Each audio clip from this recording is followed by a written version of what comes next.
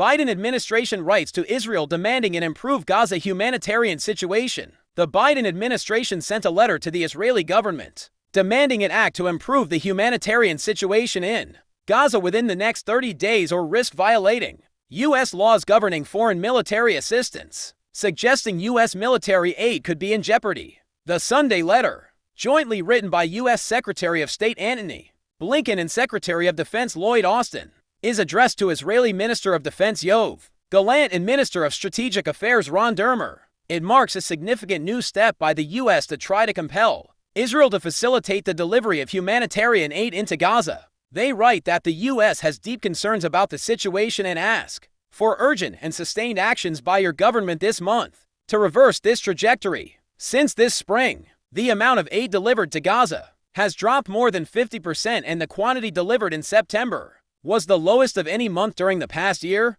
they added. The letter notes that the U.S. State and Defense Departments, under U.S. law, must continually assess Israel's adherence to its assurances made earlier this year that it would not restrict aid flows into the enclave. The deadline falls after the U.S. presidential election on November 5th. We are particularly concerned that recent actions by the Israeli government, including halting commercial imports, denying or impeding nearly 90% of humanitarian movements between northern and southern Gaza in September, continuing burdensome and excessive dual-use restrictions, and instituting new vetting and onerous liability and customs requirements for humanitarian staff and shipments, together with increased lawlessness and looting, are contributing to an accelerated deterioration in the conditions in Gaza. Blinken and write. This story is breaking and will be updated.